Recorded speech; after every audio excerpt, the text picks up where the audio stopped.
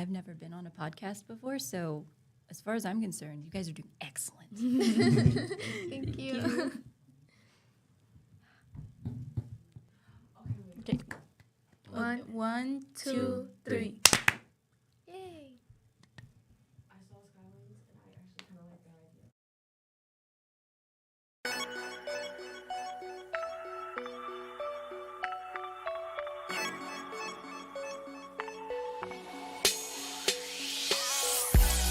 You're rocking with the voice of town view. We put our spin on trending topics and school news.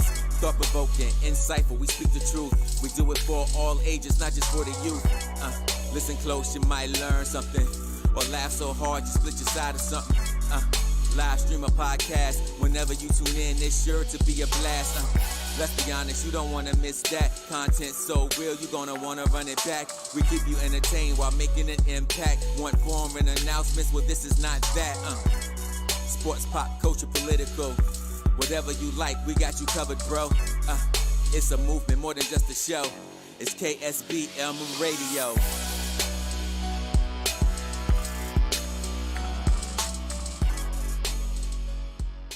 Come closer to the music. Broadcasting live from Marvin E. Robinson School of Business and Management, Dallas, Texas. My radio station. We are KSBM Radio, the voice of Townview. Hello and welcome everyone to KSBM Radio, the voice of Townview. I'm your host Dante, and today I'm joined with my co-hosts Jasmine. And Jelly. And today we are so honored to be joined by Mrs. Heather Byrd, who is an expert in marketing and communications. With her impressive background and talent for creating impactful marketing strategies, Mrs. Byrd inspires us all. Ms. Heather Byrd, it is such an honor to have you on the show with us this morning. Gosh, I'm so happy to be here. That was like the nicest thing anyone's ever said about me, I think. Well, I mean, Thank it's all you. true. It's all true. So before we get started, could you please share a little bit about yourself to the listeners out there? Yeah, sure. So my name's Heather Byrd. I grew up in Mesquite and went to the University of North Texas for college, Mayborn School of Journalism. And now I work in marketing, communications, and brand for a company called Jacobs. Jacobs is a company that, when you think of marketing, I feel like we usually envision companies that have like a product to sell. Jacobs is an engineering and technical solutions provider that works with other companies, government entities, things like that. So instead of being B2C, we are B2B and B2G, so business to government. And I've worked in marketing for almost 15 years, between 10 and 15 years, something like that. Yeah. Nice. Could you tell us more about what high school you attended and if there's like any memorable experiences from your time there? Yeah, so I went to West Mesquite High School, so we were Wranglers. And one of the most memorable things from high school was during my senior year, we competed in UIL for journalism. And I actually got a chance to go to the state competition in Austin for feature writing. And I didn't get first place, but I did get second. And so that was really a moment for me where I felt like, okay, like this is something that I love to do, and at least a few people think I'm pretty good at it. So let's see where this path will lead. Could you tell us about if anyone has played a role in shaping who you are today? Yeah. I thought a lot about this question, and it might sound corny, but I have two kids. I have a 9-year-old daughter and a 5-year-old son, and I have to say, becoming a parent and then becoming a parent of two was a really like humbling but empowering experience all at the same time. Like my kids have taught me so much about who I am as a person and who I want to be. And so I'm sorry if it's corny, but I think my kids have really had just a huge impact on me. And, along the way professionally, I've been really fortunate to have a lot of wonderful teachers and professors and mentors. I've worked for incredible leaders in my career, but I think my two little ones, they kind of topped them all. Could you share your educational background and how it shaped your career? Yeah. So when I was at West Mesquite, I took my first journalism class when I was a freshman. Kind of on a whim, art was just full, and so that elective was free. But what a lucky coincidence that started studying journalism and sort of mass communications as a freshman in high school. Stuck with it, wrote for my high school newspaper, eventually went to the University of North Texas, which actually has an excellent journalism program and a school of journalism. And through that track at UNT, they paired journalism, public relations, and advertising all together, which was really beneficial once I graduated and got a job in the real world doing public relations. There's such a huge overlay between, working with journalists, pitching news stories, writing for sort of mass consumption, and really understanding the world of a journalist and how they work and the challenges that they face. And, what can I do as someone who works in PR to make that a little bit easier for them? So before your career in marketing communications, did you have any other professional experiences or interests that influenced your journey to Jacob? So when I was in college, there was a very short period where I waffled a little bit on what I wanted my major to be. And for a moment, I entertained the idea of, instead of journalism and strategic comms, majoring in political science and going to law school. Growing up, my mom was a paralegal for most of my life. So I think I was really influenced by her and just had a lot of respect for like the legal profession. Like I'm binging Suits right now. But I think what I was also equally attracted to was like the power suit. Like I just really liked that look. What inspired you to pursue a career in marketing, communications, and branding? I think, so I have always been really obsessed and passionate about storytelling, right? We've had stories since the beginning of humanity. It is how we explained the unexplainable. It's how we've passed our history down. And I think stories are just a really powerful tool for, helping the world become a better place, helping us all kind of reach our full potential, right? That idea that if you can see it, you can be it. And I think stories play a really important role in that. So I really kind of I saw this career path as a bridge between, the thing that I'm passionate about, that I love.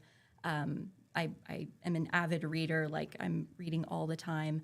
So a bridge between that and the professional world. How can I take that and work for a company who, has values that align with mine, who has a mission I believe in, and how can I make them more successful? How can I help the people who are, really making those great things happen? Sorry. What steps do you take to ensure your developed communication strategies have a significant impact on the specific audience you're targeting, both within your organization and externally? Okay, so I could spend a whole lot of time. Like we could go down a really deep rabbit hole on this one, but just to keep it moving, I think the most important step in making sure that your strategies internally and externally are effective is researching your audience. So what I tell my team and the people I work with and people that I train is that it's not enough to think about your audience. You really have to think like your audience. You have to understand what are their interests, what are their competing priorities, what are the pressures that they're under, what are the things that make them concerned for the future, who are the people they trust, what are the information sources that they never question and pay attention to. And that will really help you not only kind of cut through the noise and make sure that they pay attention to whatever message or campaign you're sort of deploying, but also that it's going to land and it's going to resonate. So I think that research step is really, really important. So can you discuss Can you discuss a successful branding campaign you've led and the strategies behind it? Yeah, so I think it was 2019. Jacobs, the company that I've worked for quite a few years now, had an established brand, but it really wasn't aligning with the direction that the company was going. So in 2019, we did a complete overhaul, a total brand refresh. And just for a little bit of context, So Jacobs is a global company, a Fortune 500 company, publicly traded. At the time, had over 50,000 employees all around the world. And so brand touched every single aspect of employee experience, client experience. It's not just like website and social media and colors. It's, how do we talk about ourselves as a company? How do employees identify with the company and sort of see themselves reflected there? So that was a Herculean effort by a really big, passionate global team. Everyone had their role to play. And ultimately, when we did launch the brand internally, again, we had done our research. We talked to employees, we talked to our clients, we understood the markets that we were in. And so when we ultimately launched the brand, it really resonated with employees. They immediately saw themselves reflected in it. And so that made the external launch to the investor community, to our clients, to our partners, that made that piece that much stronger and that much more effective. So it is a beautiful brand. We are really proud of it. And it's something that I was really, really proud and honored to be a part of. Could you describe the overall journey leading up to your current role at Jacobs? Oh man, how far back should I go? However, Back to high school? whatever. Well, I kind of touched on this, but I took my first journalism class, like I said, my freshman year of high school. This was the early 2000s, not to age myself. But the world was really different back then, right? We had dumb phones. We didn't have social media. We still actually printed a newspaper for our newspaper staff. So the world was really different then. But stuck with journalism and worked for my high school newspaper all through high school. When I got into college, I really was passionate about writing, but it was hard to see a pathway to where I really wanted to be. I liked writing, but I was like, do I want to work for a newspaper? Things were changing a lot in the industry then, so newsrooms were getting smaller, resources were getting a lot more constrained, and the job market there was just so much more competitive. So I sort of took not a hard right turn, but a gentle right turn into public relations, which still had a lot of the overlay of writing, storytelling, but with a very specific purpose in mind. After I graduated college, worked for a couple of boutique, that means smaller, advertising and PR agencies. And I will say for anyone who is interested in a career path, highly recommend starting out in an agency. When you are, just getting in and you're kind of at the bottom of that totem pole, a lot of things will fall to you. And so you have to develop a lot of different skill sets very, very quickly. It's a steep learning curve sometimes, but if you're in the right place, you'll be surrounded by good leaders, a good team to support you, to give you good guidance, to help nurture your abilities. And so that experience set me up to make the jump to Jacobs when I kind of started looking for something different, right? I had been in agencies, was looking for something maybe on the corporate side, and just realizing that the world is so big. There are so many opportunities out there. There is a whole world of companies and customers who need people that do this. So when I found Jacobs, it just felt like a really great fit, and started out in internal communications. Sorry, this is going on really long. I'll try and wrap it up. That's okay. It's okay. So started in internal communications focused on employees. And I don't think anyone had kind of brought that marketing PR perspective to employee communications at that point. Maybe in certain phases, but I don't think at the corporate level for Jacobs, that sort of overarching global level. So really came in and got us to a point where we were really putting employees at the center of the universe and really prioritizing their needs and their preferences, understanding who they are, what are the challenges they're facing, what are the opportunities they want to be able to take advantage of. So spent a couple of years in internal communications, led global internal communications for Jacobs through a lot of big milestones for the company. We rolled out a new strategy. We had a new brand. We had, the COVID thing that happened and really disrupted everything. Our employees were not spared from that. It was a weird and scary time for everyone, but we were fortunate to have a team of really great, experienced leaders. They had never seen something like this before. I don't think anyone had, but we really rallied together and put some new things in place, brought some new ideas to the table that really, resonated with our employees, were really effective, and just helped everyone get through that situation feeling okay.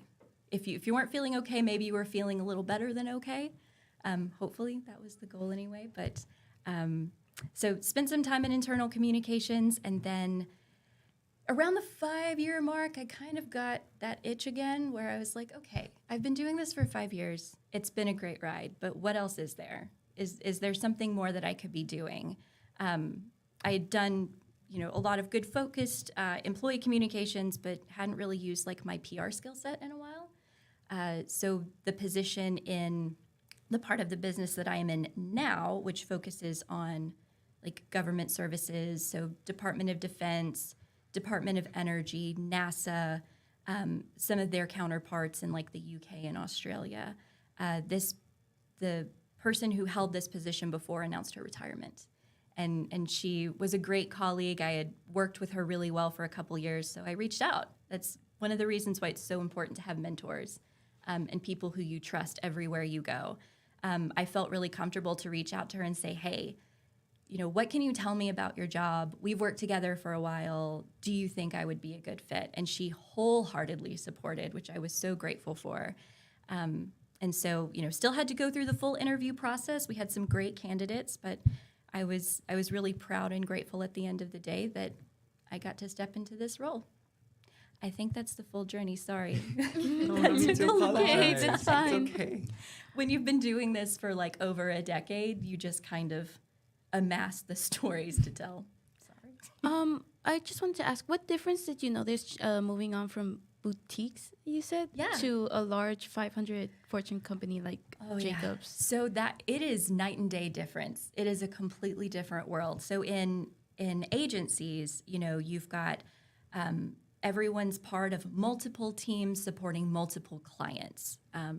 So you have to get really immersed in a lot of different cultures, a lot of different brands, a lot of different campaigns, a lot of different priorities, markets, etc. So your focus is very scattered. So it has to be very broad, but it also has to go very deep at the same time, right? Because your clients are relying on you to give them guidance on what is going to work for their target audience, what is going to work in the markets where they operate. And it was an excellent experience. I am so grateful for the time that I spent there because, like I said, I got to touch a lot of different campaigns. In my agency days, I helped bring in a client that was like a luxury cruise line. So that was neat. I got to work for national brands in like retail, and then some more regional brands that were restaurants. And so it gets really diverse really quickly. And then jumping to Jacobs, again, it's, we're not talking about selling products to people. There's not really e-commerce involved. The sales approach there is very focused on, our client is the government, or our client is the Department of Transportation, or our client is the intelligence community. And really like doing some very intensive relationship building. And also, for us, it's about influence. What are the press releases that we put out that help people understand who we are and the impressive work that we do? What are the social campaigns that we run that really demonstrate who our people are and our culture? So those sort of more intangible things about what it's like to work at Jacobs or what it's like to work with Jacobs. So it's very different. It's like a completely different ballgame. And then layer on top of that the fact that Jacobs is publicly traded. So there's just a high level of regulation. There's a high level of attention around the announcements we put out. We have to do a quarterly earnings. We have to report our financial performance every quarter. So that is an entire Herculean effort again to let our investors know, how is our company performing? We're winning work, we're executing work well. Here's what the numbers say, and here's why we think you should continue investing in us. Moving on to the next question. What sparked your interest in strategic communications, and how did you decide to pursue it as a career? Yeah, I think it goes back to that love of storytelling and, just wanting to use those capabilities and those skill sets, continue growing them, but also, be very focused on helping make a positive impact for the company that I work for, the people I work for.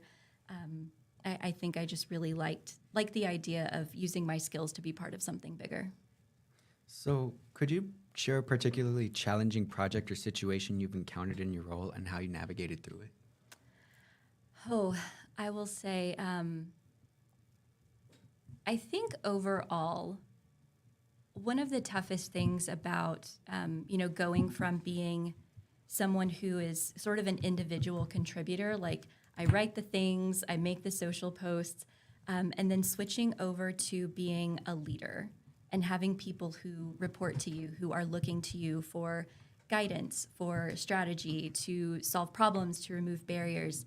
That can be a really tricky step change for like in your day to day. And it's a little bit like the transition from like before having a kid to having a kid. Suddenly you've got this group of people who are looking to you for feeding and caring and all of that. Although I will say my team is incredibly capable and talented. They put me to shame a lot every day. So that, I don't need to do that level of care, but making sure that you're showing up right for them and helping make their lives easier versus more difficult, that can be a day-to-day challenge. So, what critical skills do you believe are highly essential for success in marketing and communications? Okay, let me think about this one.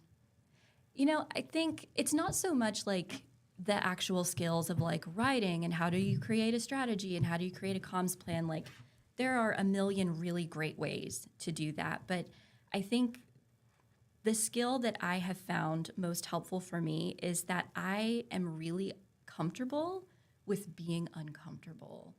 If you're learning something new, if you're taking risks, if you are putting yourself out there in a way that maybe you haven't done before, that is a really scary thing, but it is so essential for responding to problems quickly and learning and growing. So I think just figuring out how to sit in that and power through it and know that you'll be better on the other side of it, I think that's really, really essential for anyone who wants to do this job. How do you stay updated on industry trends and best practices in your field? So I rely a lot on social media. I'm really active on LinkedIn, obviously, pay close attention to Instagram just to see, when you work in marketing and you're dealing with like the public, you just want to know like what are people talking about? What is trending right now? And do we have an angle that we could maybe insert into that narrative to show relevance? Sometimes that goes really well, and sometimes it goes really bad. So you have to be mindful of, where the lines are for what's appropriate. But I think staying plugged in on social media, I'm really, like I said, active on LinkedIn. So there are lots of public relations and marketing groups that I belong to. So I've been able to find some great communities there that not only help us stay abreast of what's current, what's trending, but also what is happening in our industry. Like what crazy things are people doing with AI now that are going to really have an impact for us further down the road. Okay. Could you tell us about what key marketing strategies you've implemented to promote Jacob's Critical Mission Solutions line of business? Yeah. I think so. We right now are in a really heavy planning period for trade shows and conferences. That is where we spend a lot of our resource and effort. And again, I mentioned that doing this job for a company that is B2B or B2G is very different from, selling consumer products. It is very, very much focused on building relationships, maintaining relationships, building that really positive and impactful sort of positioning for yourself in a particular industry or market. And so events are a really important opportunity for us to do that with our clients and also with our peers, right? When we show up to, one of the largest aerospace and defense conferences in the country, and we're looking around at all the people who are very likely, going after the same work that we are, we really want to maximize that opportunity to spend time with our client, make sure that our booth is beautiful, our marketing materials are absolutely on point, we've got the right sponsorships, our leaders are fully prepped to take advantage of networking opportunities. So that really is a big area of focus for us. So if you can, could you maybe share some upcoming marketing campaigns or initiatives your team is currently working on? Yeah. So I think the biggest one that comes to mind for us is that, so I talked a little bit about the investor community. I haven't talked about M&A yet, so mergers and acquisitions. So the part of the company that I am in is going through a process of planning a merger. So we are working toward kind of sectioning off the part of the business that we're in, and we're going to merge with another company. We're going through regulatory approvals and things like that, but we are working on that planning piece and keeping our employees informed appropriately. So appropriately informed, letting them know kind of how things are shaping up, giving them opportunities to provide feedback, ask questions, share comments. That is a really big area of focus for us and will continue to be for several months. So that has taken over my world in my work life right now. So how do you measure the effectiveness of your marketing efforts, and what metrics do you use to gauge success? Okay, so this is a really tricky question for people who work in this line of business, because how do you measure influence? How do you measure what people are thinking and feeling about your company? It's a little bit art, it's a little bit science. So we look at performance metrics for social media posts, for our press releases, for content on our website. For things like events, we'll track, okay, how many client meetings did we get? What sort of follow-on meetings happened there? But I actually read an article last week about a company that is using, it was technology that was developed for contact tracing during the height of COVID-19. So it could help determine okay, I'm a person, I was infected, I was here, and here are all of the other people who maybe need to get tested now. So they're using that technology to start to figure out how to measure things like influence. So you are one person. You were exposed to this billboard, this social media campaign, you saw this television advertisement, and you maybe saw this airport ad. And so they're using that type of technology to kind of help us figure that out in maybe a much more precise way, which was super, super interesting. I'm sorry I can't remember the name of the company, but that was just fascinating to me. Are there any emerging trends or technologies in marketing that you're excited to explore or integrate into your plans? Ooh, so AI is the hot topic for us. So not just in terms of content creation, which, AI can't write a press release for you, but it can get you at least 50% of the way there, which is really helpful for teams like mine to be just that much more efficient in what we do, right? If I can crank out, 10 press releases in a week as opposed to 3, my company is going to be a lot happier. We're going to be a lot more successful. So definitely some measured use of AI and kind of seeing how that pans out. And then, like I said, on the measurement side, that is just so fascinating. So outside of work, do you have any hobbies or activities you're particularly passionate about? Yeah, well, I think when we kind of first came in, we were talking with Mr. Olson, who is on my BMX racing team. So So I started racing BMX about a year ago. For anyone who's not familiar, it's bicycles, racing bicycles over hills and jumps and things. I do not jump over hills. I go very slowly and safely over the hill. But I started about a year ago. My history with bikes is not great, so I really had no business being out there. But my husband and son got into it. It looked really fun. So again, getting comfortable with being uncomfortable. I am not fast. I got beat by a 7-year-old a few weeks ago. To be fair, like I said, she's the fastest 7-year-old in the country, but you know, she still beat me pretty easily. But it's just a lot of fun. So, could you share any significant travel experiences or trips that have left a lasting impact on you personally or professionally? Yeah. Okay, so there are two that come to mind. The first, I mentioned at one of my agencies, we had a client who was a luxury cruise line.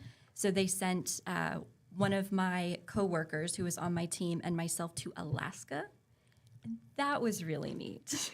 And it was a magnificent cruise. Like the ship was beautiful. We did a couple of excursions. We got to go like ride a bike through a rainforest. The most recent though, so I mentioned that we work for NASA. I am a space nerd, so this job is a good fit for me. But NASA had a mission that wrapped up at the end of last year called OSIRIS-REx. And OSIRIS-REx went to a 4.5 billion-year-old asteroid called Bennu, collected sample, and returned it back to Earth in absolute pristine condition. So very historic moment for NASA. So I was able to go to Johnson Space Center for the unveiling of these samples.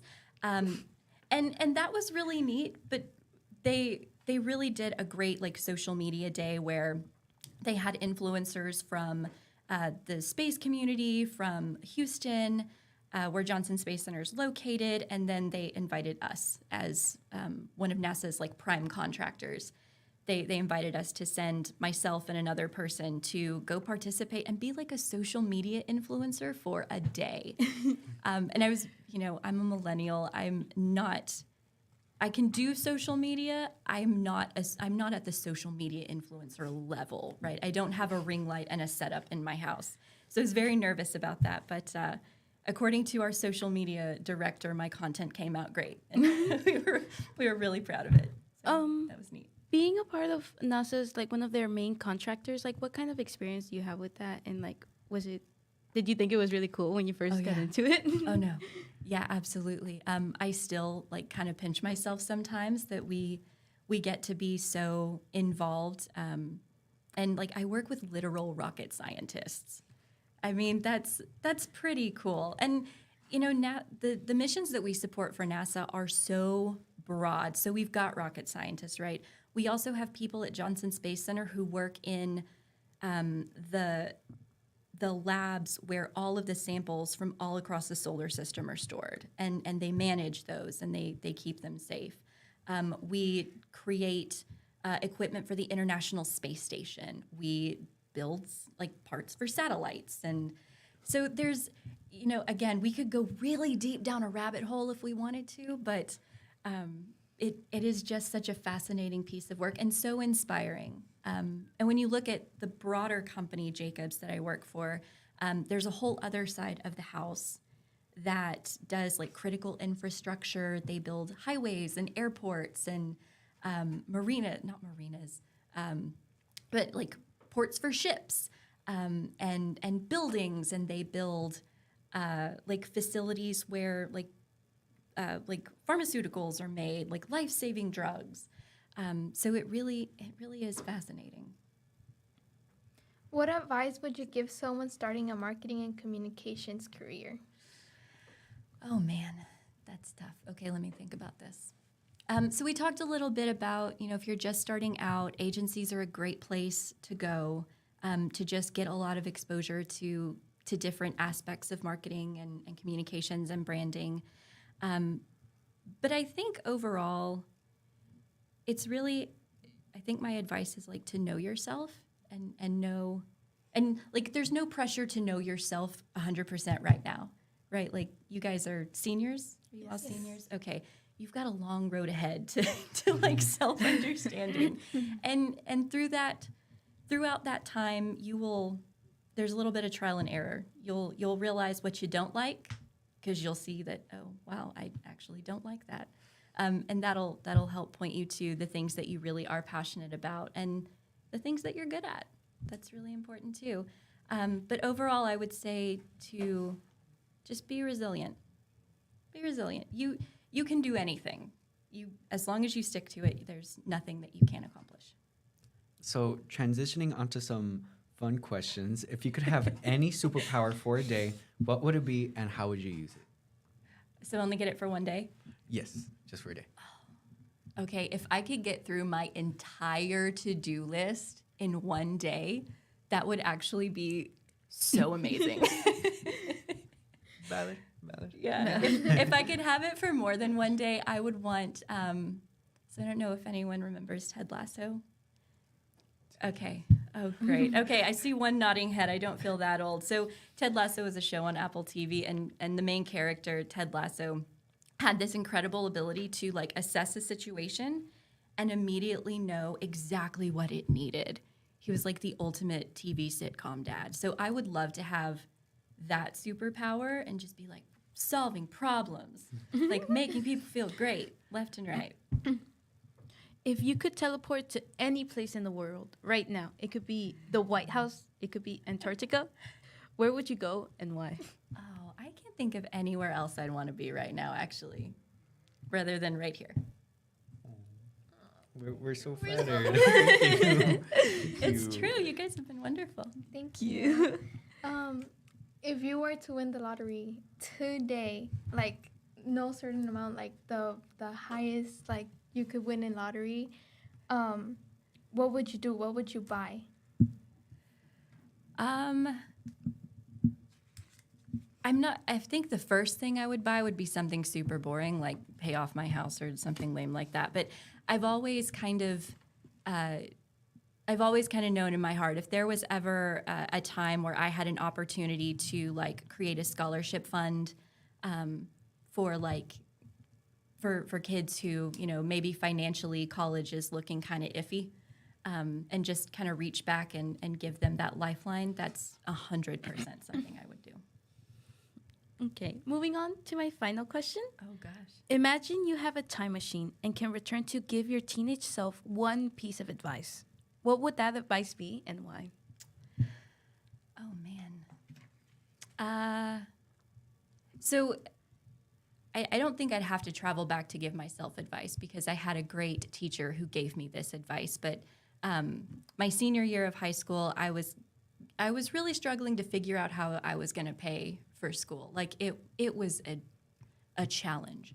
And so I had asked her, you know, what advice would you give someone who maybe finds themselves in this predicament? I didn't say it was for me, but she said that, you know, she would just tell that person, where there's a will, there's a way. And I have held on to that advice for a very long time.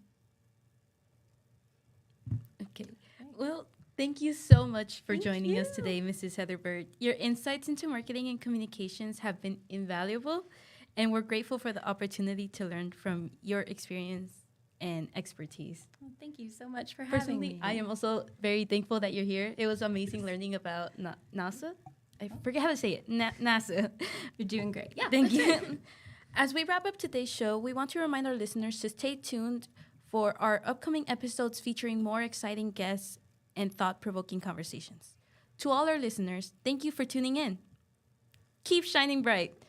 Don't forget to follow us on our social media channels down below and stay updated on our latest episodes and news. I'm Jelly, and I'm here with Dante. I'm Jasmine. And thank you so much. Until next time. Bye.